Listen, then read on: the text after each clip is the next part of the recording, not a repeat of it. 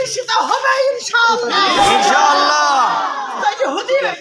ইহুদিদের যত সামগ্রী আছে এই সমস্ত প্রোডাক্টকে বয়কট করতে হবে ইনশাআল্লাহ। ভাই ফিলিস্তিনে যেভাবে তারা নির্মমভাবে জুলুমের অত্যাচারের শিকার হয়েছে আর ঘুমিয়ে থাকার সময় নাই। মুসলিম এক হতেই হবে ইনশাআল্লাহ।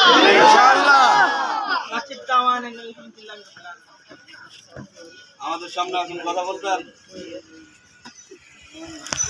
আমাদের চাচা ময়মান হুজুর।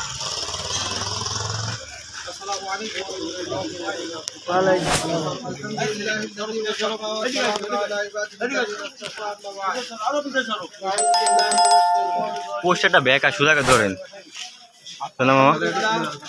হ্যাঁ ছাট না হলে নামাজ পড়ার পর আল্লাহ সুবহানাহু ওয়া তাআলা আমাদেরকে সারা বিশ্ব মুসলিমের নির্যাতিত মুসলমানদের পক্ষে রাজপথে যাওয়ার জন্য তৌফিক দান করেছে। যত দিন থেকে শুকরিয়া আদায় করে সকলে বলে আলহামদুলিল্লাহ।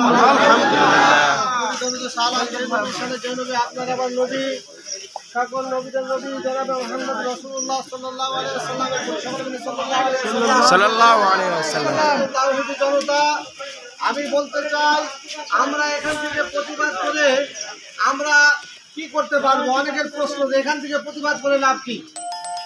আমি বলতে চাই এখান থেকে প্রতিবাদ করে আমরা আল্লাহর দরবারে আল্লাহর প্রস্তুত থেকে বেঁচে থাকতে চাই। এটা হচ্ছে আমাদের মূল উদ্দেশ্য।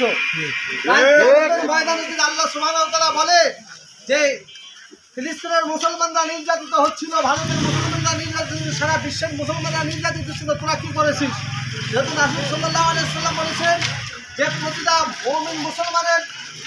মুমিন মুসলমান যে যেখানে আছে না একটা দেহের সমন্বয়, একটা দেহের মতো। শরীরের যদি একটা অঙ্গ আঘাতপ্রাপ্ত হয়, বেদনাদায়ক হয়, তাহলে সমস্ত শরীর বেদনাদায়ক হয়ে যায়। ঠিক তেমনি ভাবে ফিলিস্তিনের মুসলমান মানে সে হচ্ছে আমার ভাই। আপনার আমার প্রতি যদি এরকম জুলুম আসতো, যদি আমরা এখন হাসাহাসি করি, তাহলে তারাও কি করবে? আমাদের জন্য তারাও হাসবে।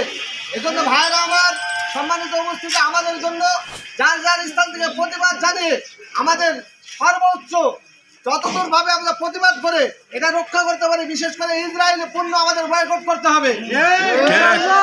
আমাদের বাংলাদেশ